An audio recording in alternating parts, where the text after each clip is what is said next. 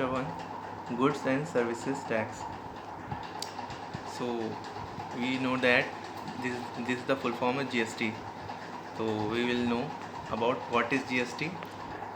So we all know that GST क्या है कि one nation one tax. It is an indirect tax levied or imposed on supply of goods and services.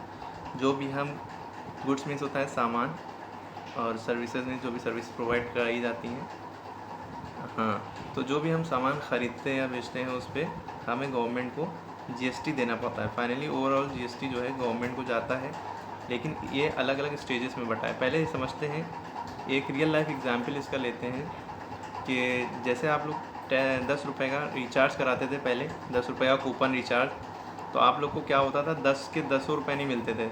आपको 10 की जगह क्या मिलता था, 7 रुपीज़ पॉइंट समथिंग, या किसी 6 पॉइंट समथिंग, 6 रुपये कुछ पैसे, या 7 रुपये कुछ पैसे. तो ये क्या था, एक टैक्स था जो कि गवर्नमेंट को जाता था, है ना. अब वो सब सारे भी जितने भी टैक्स लगते थे, अलग अलग हर चीज़, हर टैक्स का नाम था. अब सारे टैक्स को एक नाम दे दिया गया है, one nation one tax, that is known as GST. सारे टैक्स एक हो गए, यूनाइट हो गए, जिसे हम जीएसटी कहते हैं. ठीक है. अब इसके बारे में और जानेंगे. जैसे सर्विसेज में क्या है, सर्विसेज में जैसे आप पानी सप्लाई होता है, आपको आप पानी यूज़ करते हैं तो उसका वाटर टैक्स देते हैं, और पानी की सर्विस है ना. और जैसे बिजली की सर्विस, इलेक्ट्रिसिटी आप यूज़ करते हैं, उसका भी टैक्स देते हैं. तो ये सब सारे जो चीज़ें हैं ये जीएसटी के अंदर आती हैं, सारे टैक्स देते हैं. अब इसके बारे में और जानते हैं कि व्हाट इज़ जीएसटी, समझ में आ गया. इसके अलावा कुछ टर्म्स हैं. अब क्योंकि हम लोग को जीएसटी एक अलग वास्ट टॉपिक है, हमें 10th क्लास की जीएसटी पढ़नी है, इसके अंदर सम्स हैं, इसलिए ये टॉपिक थोड़ा उससे रिलेटेड टर्म्स भी हमें समझने पड़ेंगे. अब इसमें डीलर या ट्रेडर क्या होता है, इसमें एक पहला टर्म है, फर्स्ट टर्म है डीलर या ट्रेडर. एनी पर्सन और company firm buys goods and services for resale, उसे कहते हैं डीलर या ट्रेडर. जो भी कोई भी पर्सन या कंपनी या फर्म कोई भी सामान ख़रीदे और उसे रीसेल सामान ही ख़रीदे या सर्विस ख़रीदे और उसको दूसरे को बेचने के लिए, तो उसे कहते हैं डीलर या ट्रेडर. दूसरा इसका कीवर्ड है इंट्रा स्टेट सेल्स, यानी कि कोई भी चीज़ जो है अगर हम अपनी ही स्टेट में सेल करें, selling with in the state. जैसे यूपी में है तो यूपी में ही सेल करें विद इन द स्टेट, तो इंटर स्टेट सेल्स कहेंगे. और इंटर स्टेट सेल्स कहेंगे सेलिंग आउटसाइड द स्टेट, अगर कोई भी चीज़ हम अपनी स्टेट के बाहर सेल करें, ठीक है, उसे इंटर स्टेट सेल्स कहेंगे.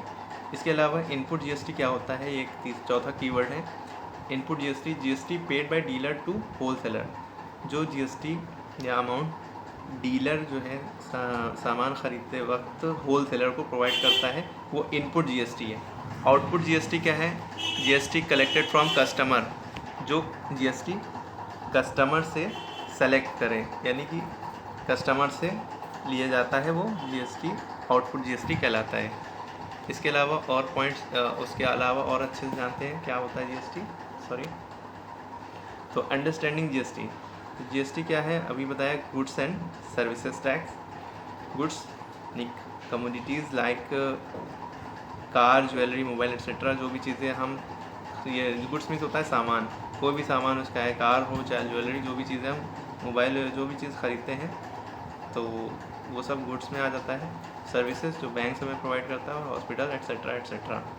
अब goods and services tax is levied at each stage of transfer या कंजम्पशन ऑफ गुड और सर्विस. ये हर स्टेज पे लगता है, यानी कि हर बंदे को देना है. जो मैन्युफैक्चरर से लेकर और कंज्यूमर, या जैसे हम जैसे पर्सन, जैसे मोबाइल हम लोग ख़रीदते हैं तो कस्टमर, मैन्युफैक्चरर से लेकर कस्टमर तक को देना पड़ता है. किस तरह से देना पड़ता है उसको समझते हैं. जैसे मैन्युफैक्चरर है, ये चीज़ें बनाता है, और बनाने के बाद जो होल सेलर को जब बेचता है, तो होल सेलर से कुछ 5% या कुछ भी परसेंट जो है जीएसटी, हर चीज़ का अलग अलग चीज़ों पे अलग अलग हिसाब से लगता है. तो ये 5% समझ लिए कि 5% या लेता है, फॉर एग्जांपल के तौर पे बता रहे हैं. तो 5% अगर इससे लेता है, तो इसी तरह अगर 5% फिक्स है मान लिए, तो होल सेलर फिर डीलर से वही प्रोडक्ट बेचने पर 5% उससे लेगा, और डीलर कंज्यूमर या कस्टमर को जब बेचेगा तो उससे भी वही 5% लेगा. लेकिन ध्यान रहे, जीएसटी जो है जितना सेलिंग प्राइस होता है, जितने का बेच रहे हो, उसके ऊपर लगता है, उसके हिसाब से निकलता है. अब इसको और अच्छे से समझने के लिए और स्लाइड है, उसको देखें. How tax is collected, tax कैसे कलेक्ट होता है। आपको पता है सारा टैक्स कलेक्ट करके हमें फाइनली गवर्नमेंट को ही जाता है हमारी।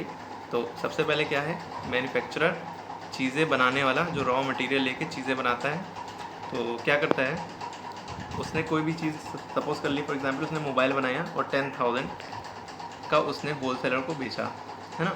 अब जब 10,000 का बेचा है तो उस पर वो 500 रुपीज़ GST, क्योंकि 5% GST सपोज के लिए लग रही है, फॉर एग्जांपल, है ना, 5% लगेगी, तो जितने का बेच रहा है उतने भी लगेगी। 10,000 का बेच रहा है तो 10,000 पे 5% GST लगी 500 रुपीज़। अब ये 500 रुपीज़ ये जो है गवर्नमेंट को देगा, है ना, बाकी 10,000 अपने पास।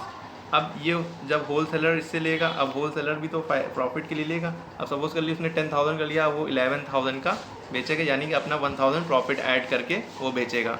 और जब वो उसको बेचेगा डीलर को, जिसे हम डीलर कहते हैं या रिटेलर कहते हैं, जो ख़रीदेगा, तो जब वो उसको 1,000 प्रॉफिट पे बेचेगा, यानी कि वो उसको 11,000 बेच रहा है। अब 11,000 उसका सेलिंग प्राइस हो गया। अब 11,000 का 5% इसको डीलर जो है इसको GST देगा 5%, वो किस पे देगा, अब 10,000 पे नहीं देगा, अब 11,000 पे देगा। तो 11,000 का 5% क्या हो जाएगा, 550 रुपीज़। तो डीलर होलसेलर को कितने रुपये दे रहा है, 550 रुपीज़ GST, है ना। और जब डीलर या रिटेलर अब जो जब लेता है तो ये कस्टमर कंज्यूमर तक पहुंचाता है। कंज्यूमर को ये कितने का बेच रहा है, 12,000, यानी कि अपना 1,000 प्रॉफिट ऐड करके दे रहा है। अब लेकिन कस्टमर को ये चीज़ पड़ कितने की रही है, जब ये 12,000 का उसको बेच रहा है तो उस पर अब सेलिंग प्राइस ये हो गया उसका रिटेलर का कि 12,000, कस्टमर के लिए यही कॉस्ट प्राइस हो गया, यानी खरीदना सेलिंग प्राइस माने बेचना, कॉस्ट प्राइस माने खरीदना, ठीक है। तो अब ये सेलिंग प्राइस का अभी इसका कॉस्ट प्राइस जो ये इसको 12,000 का बेच रहा है, तो अभी जब ये 12,000 में बेचेगा तो इस पर कितना परसेंट प्रॉफिट लगेगा सेलिंग प्राइस पे, इस पर 5%, यानी कि 5% 12,000 का कितना होता है, 600 रुपीज़, है ना। जब 600 रुपीज़ होता है तो यानी कि अब कस्टमर को ये कितने का बैठ रहा है, 12,000 को तो बैठ ही रहा है, प्लस 600 रुपीज़ GST, ये कस्टमर किसको देगा, डीलर को। अब ये इसका देखिए GST गया तो गवर्नमेंट के पास फाइनली जितना कस्टमर के पास आया है टोटल फाइनल जो GST हमारा जब कस्टमर के पास पहुंच जाता है 600 रुपीज़, है ना। तो गवर्नमेंट के पास 600 रुपीज़ GST गया है। अब देखिए कैसे गया है, टुकड़ों में, पीसेस में, ऐसे मैन्युफैक्चरर ने बनाया था, है ना, 5% इसने लिया 10,000 का, तो ये 500 रुपीज़, 5% ऑफ 10,000 500 हुआ, ये गवर्नमेंट के पास गया, है ना, 500 रुपीज़। अब जब होलसेलर ने 1,000 ऐड करके 11,000 का बेचा तो उसने क्या किया, अब वो भी 5% लेगा, तो अब 5% 11,000 पर लगेगा 550। अब 550 में वो गवर्नमेंट को कितना देगा होलसेलर, 50 रुपीज़, है ना, क्योंकि 500 तो वो दे रहा है, सॉरी, है ना, यानी कि क्योंकि वो 500 वो उसको दे चुका था।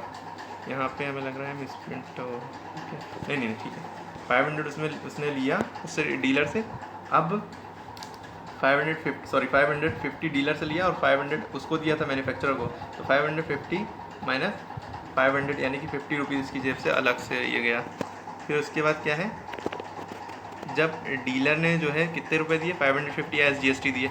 अब जब डीलर बेच रहा है तो 1,000 रुपीज़ ऐड करके बेच रहा है ना, तो 1,000 रुपीज़ ऐड करके बेच रहा है, यानी कि 12,000 का बेच रहा है, तो कस्टमर से कितना वो ले रहा है GST, 5% 12,000 पे निकला 600, वो कितना ले रहा है 600।